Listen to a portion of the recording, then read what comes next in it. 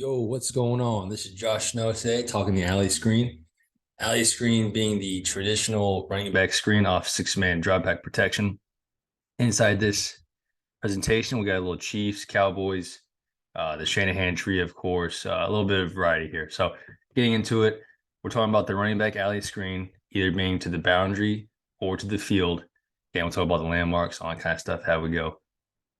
Today, I'm going to make it super pieced out, meaning we'll talk the backfield action, the line action, all that kind of stuff individually, and then bring it all together here at the end. So looking production-wise, right, not the most productive play in the world. This is all NFL film, right? So the question could be asked, right, gun to my head, is 6.2 yards per play on 136 reps with a very low efficiency number. Is that ultimately worth all the work this thing takes? In my mind, no. I think there's better screens. There's easier screens out there, right? I know that's like heresy to say because this play's been around for so long. But I think if you're looking at this, if you're looking at your team and studying it, I would really see is this play worth it, right? Because 6.2 yards per play with the amount of time this takes, the amount of teaching this takes, is that worth throwing double slants? Like you could get the same production out of throwing any quick game. So something to look at. But I'm going to talk about this if you did want to install it, how I would install it, and kind of all the pieces it takes. So looking first at the backfield action. There's three different patterns you could have coming from the backfield, right? The first is obviously going to be stepping straight up and sliding straight out. So talking about the running back here, you can step straight up, get on the guard's hip, right? Guards usually be the first to get out. We'll get into that a little bit later. And you're going straight out. So step up, guard's hip, one Mississippi, however you want to time it out, right? I don't usually like counting.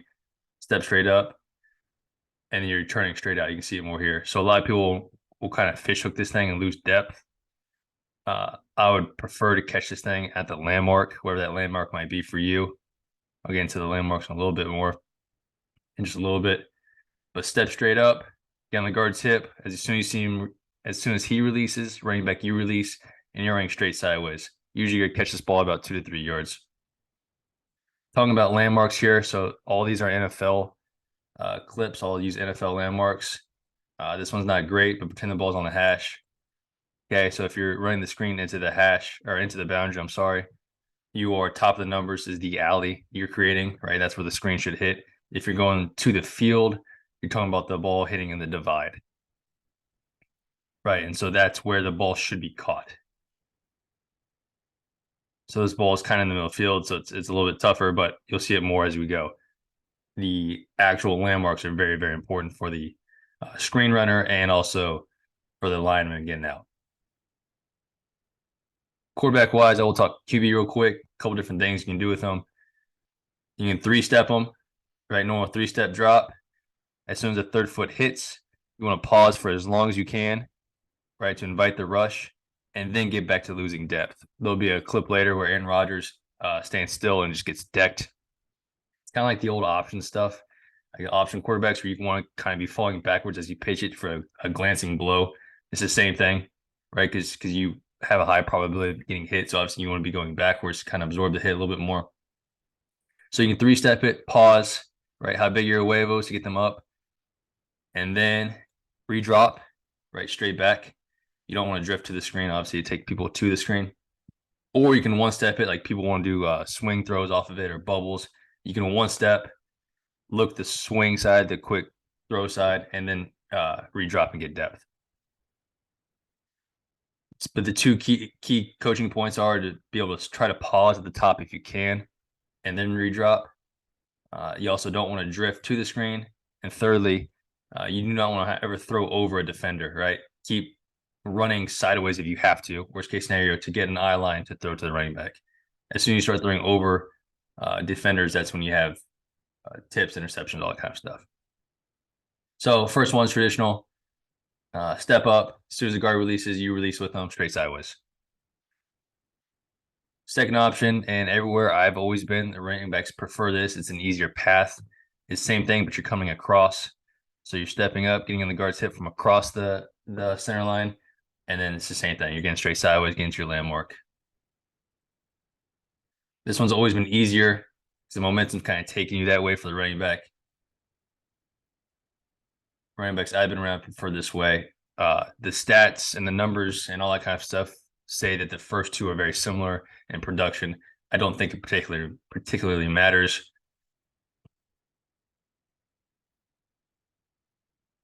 Right, but that's kind of the timing, and whatever that timing is pretty good. See the one step to throw the swing, the bubble, and then redrop. Um, Go always try to drift backwards, straight back. The final one, this has become more popular recently, is the chip pattern. Look for the running back up top. You're gonna fake a chip block on the D end and basically just turn straight around at the landmark. Right, landmark can be in once again on the hash.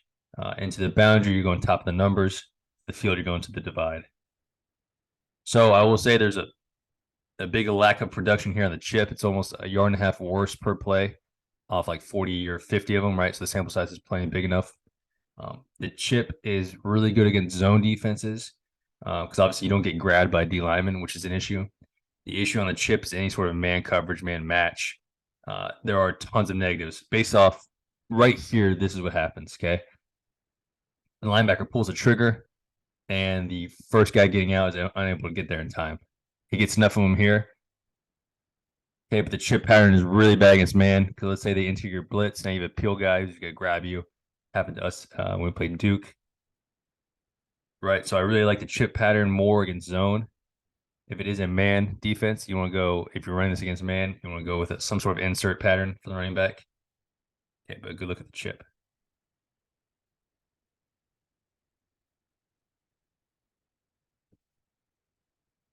Right, so a lot of not -3, -4 yard plays on chips against man or man match.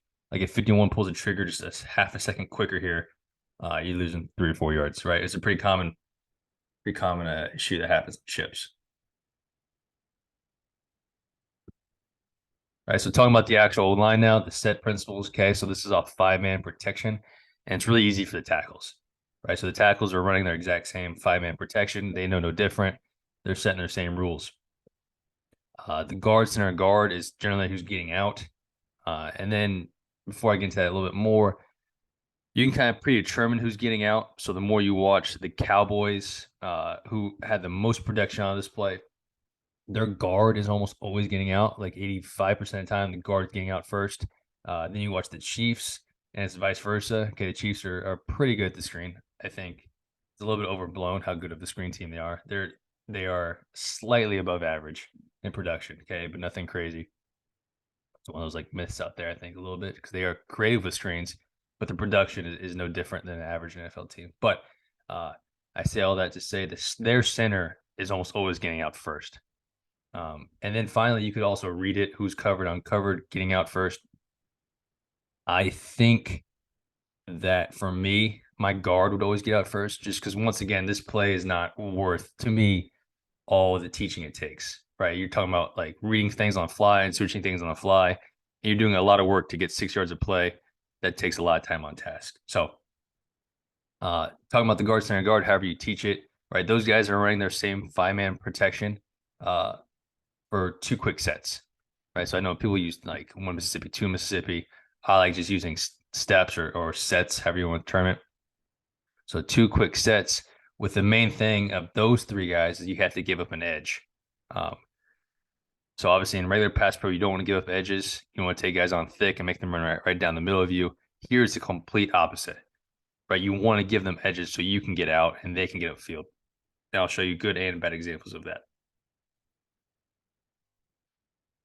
So before we look at the actual sets, you have 2 options of who's getting out, okay? So you can slide to or away from the screen, meaning I can slide to it, right, and run a 5-man protection, insert side right, man. I can slide to it, and he's getting out this way. Or you can slide away from it. Now you have a slide this way, and this is your man side, right? So this is your hot side. So the issue with sliding away from the screen, okay, center's working right, everybody's working right. You have a hot pro is right here. There's 2 issues. The first one is they bring a blitz to the hot side. Obviously now the quarterback's hot, but also they can see it. There's nothing in their vision. They can see the screen coming, the defender who's clean on the hot side and see it and drop it and grab it. That's the first option. The second option, which is more likely, if you slide away from the screen. So here we got screen going right. They're setting the center left here. Is now that guy's generally out leveraged by the running back and he's slower. Right? If you're setting this way, now you get a chance your first guy is one gap wider. And he's able to get the man cover defender. Right. So I much prefer to set the slide to the side. Right. So now I can get those hefty guys just a little bit better of an angle, a little bit better of a chance of losing the foot race back out.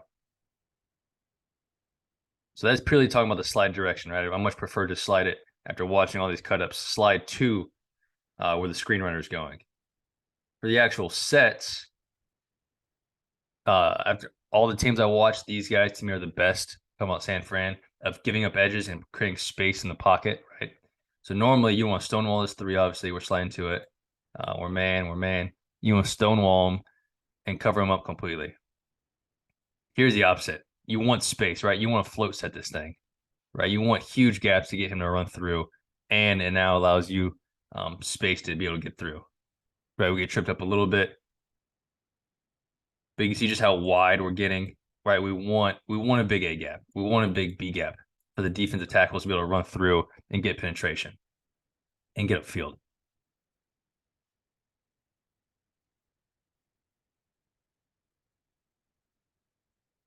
Right? Talking about two quick sets floating out there. Same thing here. If this is a true 5-man pro, you'd want to stonewall the 2-eye, the shade, what you want to call them. You'd settle set and stick this thing on line of scrimmage. Here's the opposite. You want the guard to float. You want to open up the A gap. Give up huge A gaps. Give up huge B gaps. Let them penetrate. Let them get upfield. Same thing with the man side guard. Why we're inserting here. We're sliding this way. Man side guard. He cell sets. Gives up the edge. Right, I'll talk about the actual pattern of getting out. I just purely talking about the pure sets. Tackles, right? You're setting normal 5-man pro. You don't know it any different.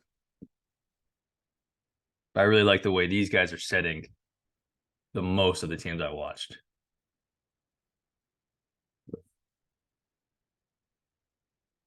This is what you're trying to avoid, right? Sometimes you can't avoid it. I get it. Right, the guy running right down the middle of you is worst case scenario because now you're super late getting out. He's not getting up the field as much generally if you stonewall him. And now you have to have switch releases, and this guy's reading it on the fly, all that kind of stuff. It's not as fun. But obviously, if he chooses to do this, there's nothing you can do. You got to take it, try to throw by in proper timing. But you'd want to really set this thing out and invite him into one of the open gaps. Like you don't want to squeeze this thing like you normally want to. So looking up here, this is a bad set here. This is a great set on a normal pass protection, right? You guys try to stone the 2-eye, keep on line of scrimmage, settle set with the guard. Here, you obviously do not want that. If you stonewall him, now he's right in the middle of the screen. Right, you got to stay on, and now you lose a block up the field. So once again, create space, give these guys open A gaps, open B gaps, invite them to rush up the field. Do not settle set with the guard against the 2-eye. One more look here, much worse example of it, of them stonewalling a A gap defender, right in the middle of the screen. Even though these guys both get out, this guy's now on the line of scrimmage. He's not up the field. He's able to retrace and get back inside the play. Right? So get with, right? Give them open A gaps, open B gaps, something you never ever want to do in a real pass pro. All right, so the actual guys getting out and kind of how you teach those guys. So I have guard, center guard getting out always. The backside guard could certainly be debated about if he's worth getting out, but I completely stole this 100%. I'm gonna butcher his name. I'm gonna guess it's Danny Schechter. He was at Gonzaga High School. He uses different words, but it's the same. I think he uses fat for force alley trash, but his blocking system to me is the absolute best for screen blocking on perimeter. you see playbooks and it has like first guy out blocks 1, 2, 3. Don't block a blitzer. Don't block a guy plus 8. Over 8 yards. It's like a calculus question to see like who's number 1 from the sideline, who's 2, who's 3. I like using tracks once you're out there, or landmarks. Right. I think it's easier once things start moving. I'm a guy who really likes to block people. Right? I think that's always easier to block people. However, in screens, these things are moving all over the place. There's all kinds of like you have no clue who's gonna be out there until you get there. So they understand the landmark and they understand what they are on that landmark. So the cat blocking system, you have a kick out blocker, first guy out. For me, it's the guard. You have an alley blocker who's a center, and you have your trash blocker who's the backside guard, man side guard away from the slide. Right. And what you're doing is you're creating the landmark. So let's say we're going to the boundary here, right? Top of the numbers, NFL landmark. So we got numbers here. Out of bounds, we have hash. So we're going here. So the alley is top of the numbers. Okay, my kick out guy, so my play side guard is flat setting.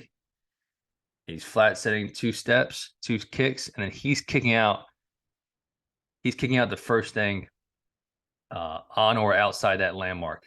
Right. So they understand landmarks. He's kicking out that first thing. Your center, 2 steps. He's blocking the first thing inside. So he's running the landmark completely. He's running top of numbers. And then finally, your trash blocker is your rack guy. He sets 2 times man side. He's straight down the line of scrimmage.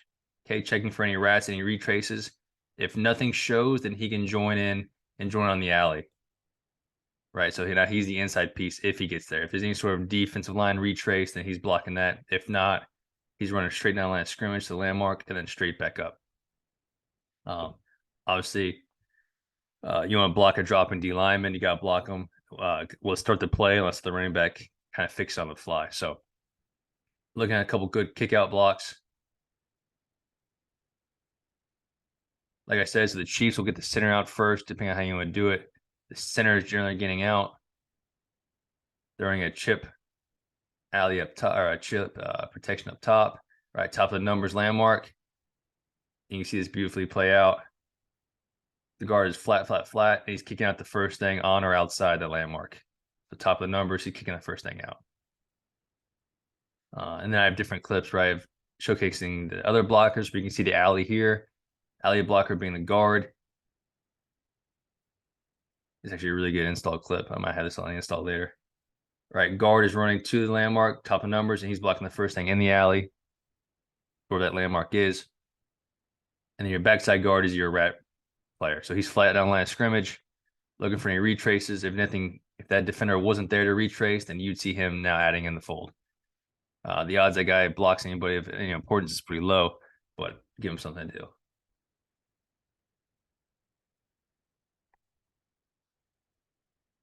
Another good kick out down here from the first guy out, who's at my guard, right guard here. Good set, 2 sets, give up an edge. He got the first thing in that landmark.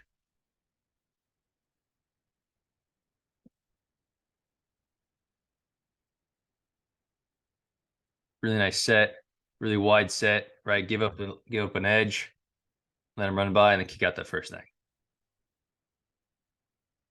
RB, screen runner, tight end, whoever it is, receiver chip, whoever the screen runner is has to trust the landmark and push the landmark.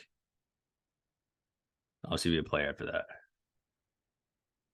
Good looks at the alley player, the alley blocker. So we have the center here, right? They're sliding away from it. Not my favorite. Works out here. You're running flat down line of scrimmage to the landmark, being top of the numbers to the boundary. You see the guard with a kick out block. You're inside the kick out, and you're running straight up the alley. You can see 63 here. Really good look at it of running the alley and blocking whoever is in that alley. We're not blocking 1, 2, 3. I don't give a shit who's there. Right, you're just blocking them as they show up.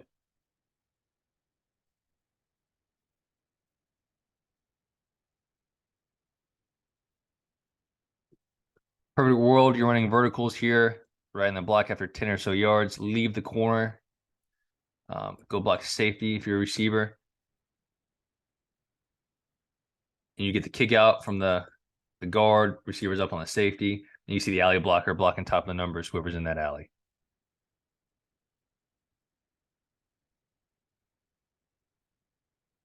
You see this with the Chiefs and the Rams, right? Because their center typically getting out first, the center will almost lose no ground. He'll stay on the line of scrimmage like the Green Bay center is doing here, right? Different way of doing it as well. I just don't love stonewalling. I like float set it, right? Float out of there. The opposite of what I want to do on a regular protection and give up edges, give up space, all that kind of stuff. But really good job by the alley blocker here, running the alley, blocking the first thing that shows. And you're taking them right down the middle. Running back will push off the outside heels, just like we always do in an open field running, and then make his cuts there. Last look at the alley runner to the field. First look at the field screen. Field screen being in the divide is a landmark here.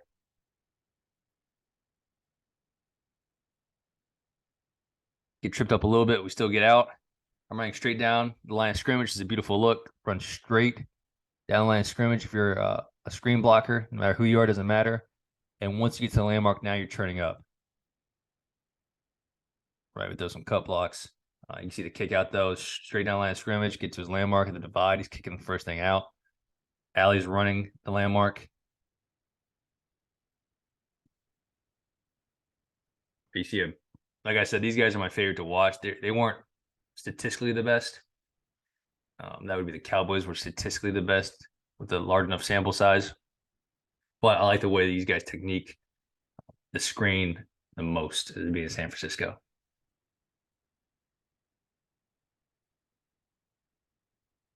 Finally, the trash blocker being the backside guard, the man guard. Sorry, so he's flat setting two sets, just like the rest of the guard center guard combo is doing. Once he releases, he is running straight down line of scrimmage, right? Peeking back inside for any retracers. If there is a retracer, he takes them. His job's done, right? He finds a retracer. His job is over. He blocks him, keeps him just like that, right? We can't blindside block anybody, can't level him anymore. Just keep him where he is. If there was no retracer, you'd see him now adding into the screen and blocking whoever the hell shows up. Once again, the production of that guy adding into the screen is pretty low, but might as well give him something else to do.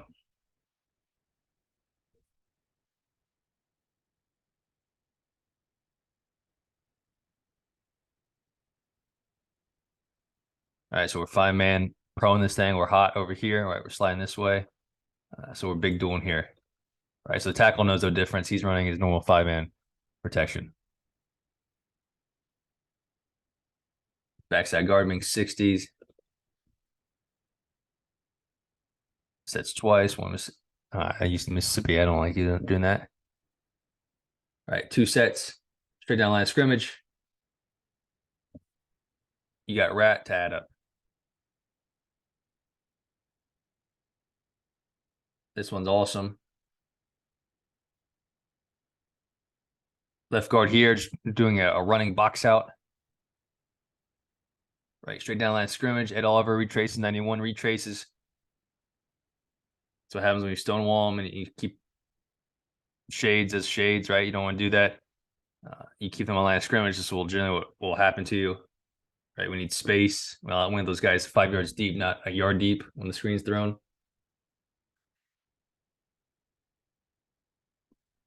Right, but a beautiful job of boxing out, right? Because we can't crush that guy anymore. Left guard here, 2 sets, straight down line of scrimmage, taking any retracers.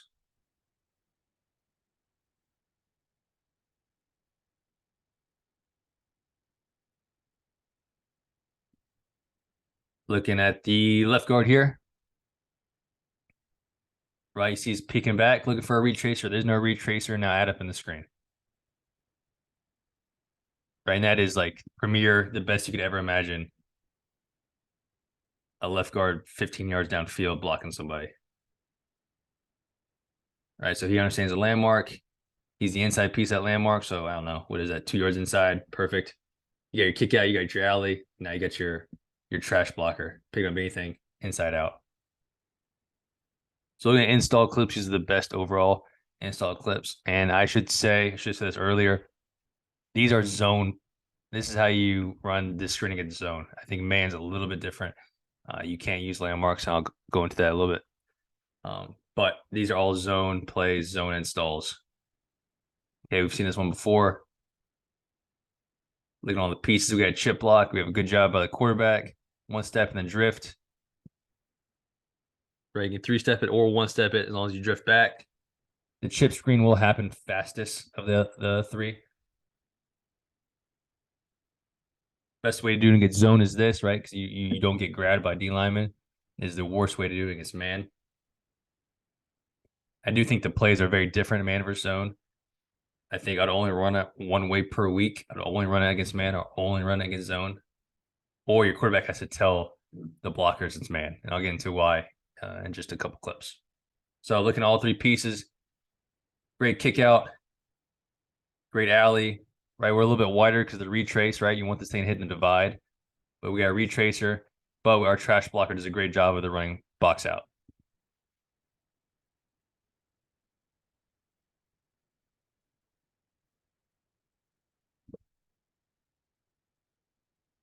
Same thing here. Coming across, right? Dak, we got a fake bubble here. Fake now screen, whatever you call it. Now you can see the kick out, the alley, and the trash blocker doing exactly what they need to do. Screen blockers, you got to trust landmark and just run full speed. Right? Just run full speed. We'll make you right as the runner behind you. Tackles are blocking 5-man pro.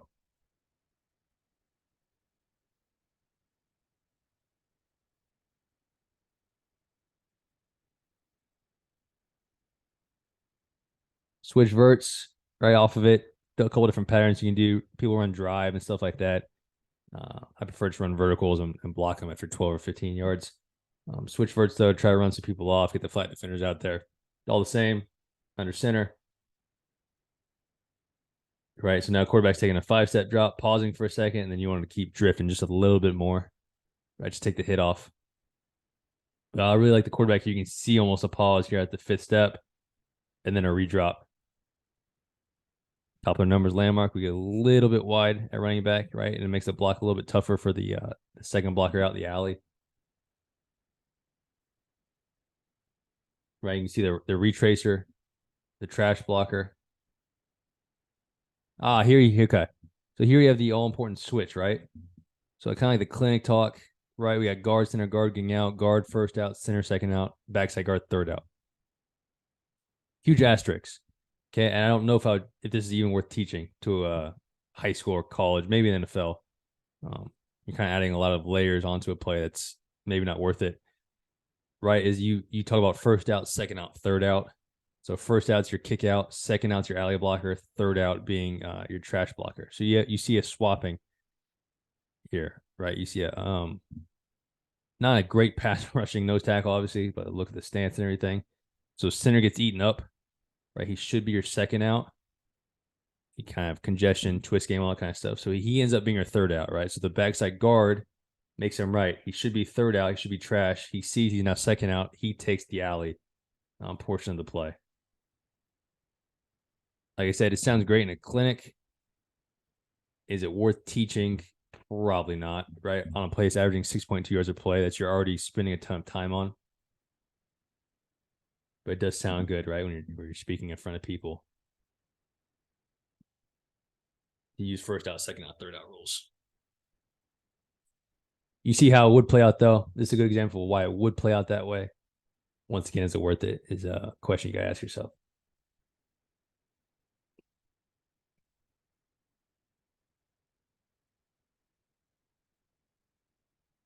Beautiful example here. Coming across with the running back. We have a 3-step drop. You really can't pause because you have leakage pretty quickly. So quarterback has to keep going. You see the landmark being hit perfectly here. You see the kick out block, the alley block, and the trash block being absolutely perfect here. It's a great clip.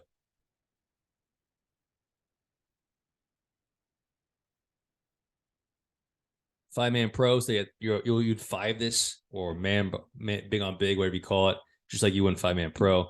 So everybody's setting their man, right? But the rules are all still the same.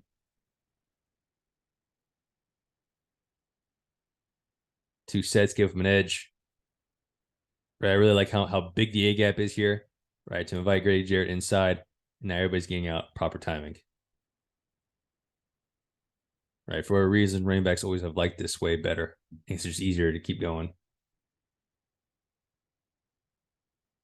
All right, but this is a beautiful clip. You can see all three elements being hit nicely here. This is a really poor drop from the running back, or from the quarterback. Right, he's stationary. He's gonna get decked a lot of times. Poor set by left tackle. Right, we're not giving up edges at tackle. There's only the screen runners inside. But Landmark gets hit perfectly. Top of the numbers. Guard center guards out. Backside guard thinks the DN up top's enough of a threat on the retrace. If you think he's a threat at all, you take him. Let's start the screen. We'll sacrifice the inside portion of the alley and deal with that. Great job with that kick out block and the alley block here.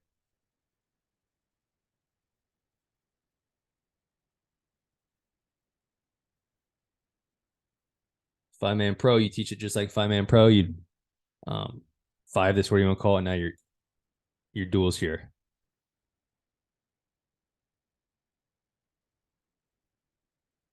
That's a good pass rushing. I'm not gonna get into that. Right. If you do have a slow tackle, if you're a defensive guy, not just in general five-man pro, do this, make him a big duel, and then beat him outside with speed. But that's a very secondary point here.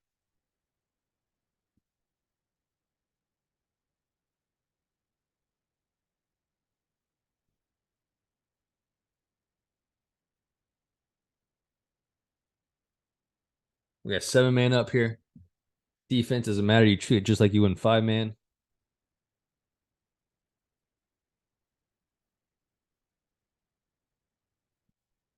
See the backside duel by Trent. Backside duel by Thompson, left guard.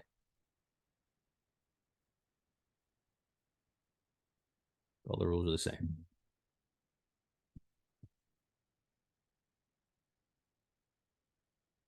It's nasty. It's dirty, right? It's not clean. That's why I don't like saying 1, 2, 3 from the sideline.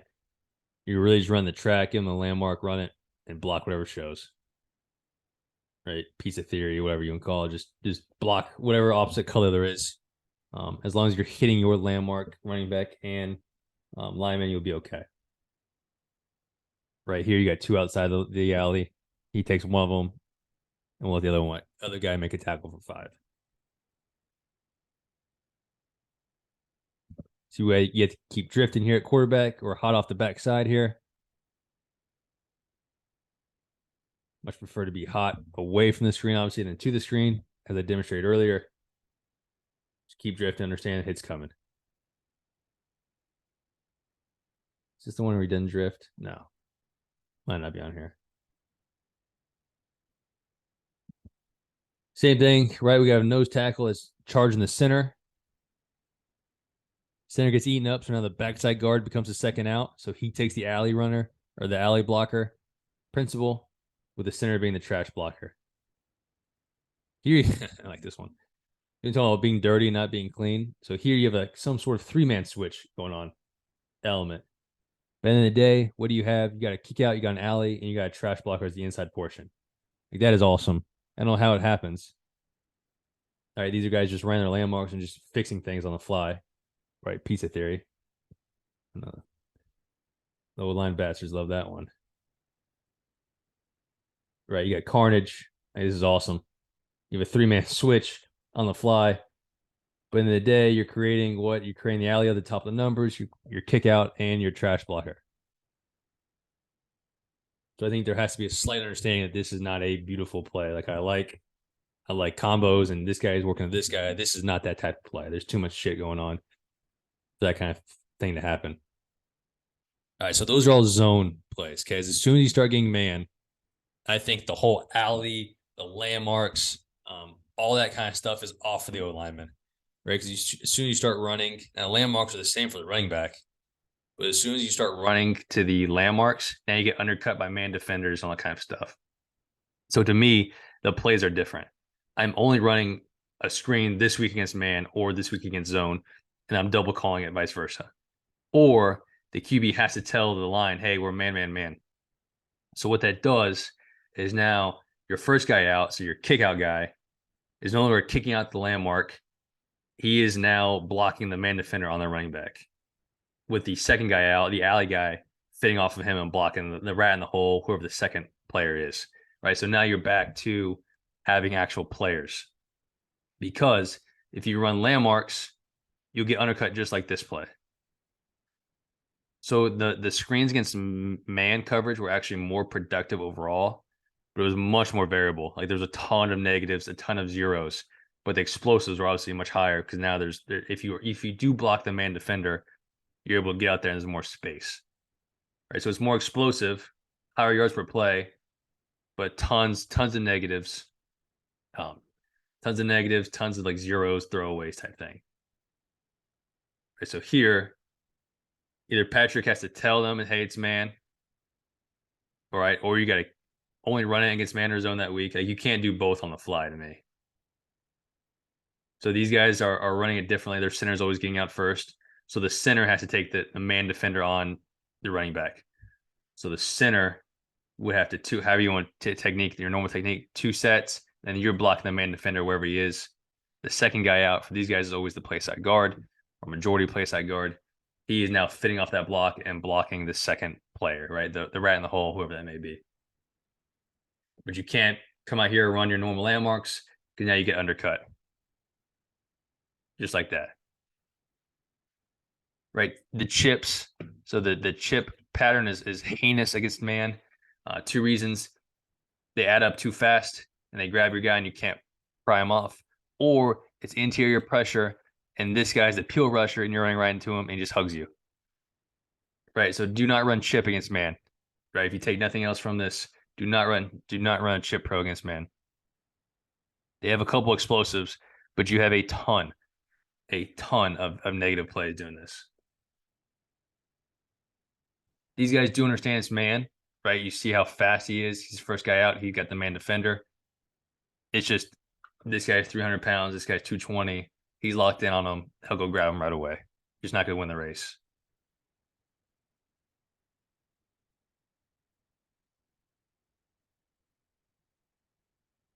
Here are a couple good looks at it. You see it right guard here. We're no longer worried about running the landmark. We have the man defender on the running back. Center Stonewall's the 2-eye, the shade, whatever that guy is, right? So he's got to stay on him. You got to block a dropper. Now with the backside guard now doing his normal rules, he's just getting out looking for whoever the next defender is.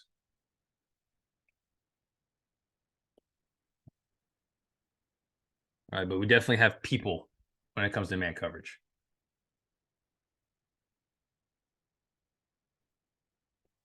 Another good look at this man coverage. They bump it over. Center's first out.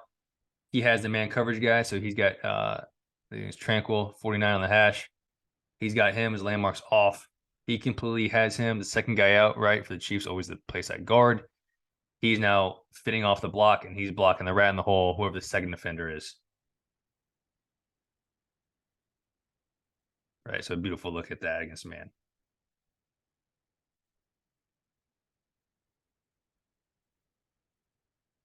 When we look from the wide. So either call it 2 different plays, have a double call system, right, to get in and out of plays, right? If you're running against man, have a nice zone beater on, vice versa. Or the QB has to tell them, hey, it's man, man, man. Normal rules are off. We're blocking it this way now. We're blocking guys. All right, we're not blocking landmarks. Nothing changes for the running back. Nothing changes for the quarterback. Just the O-line changes. The screen runners, the tackles are still running their normal rules. Right, and that's the last one.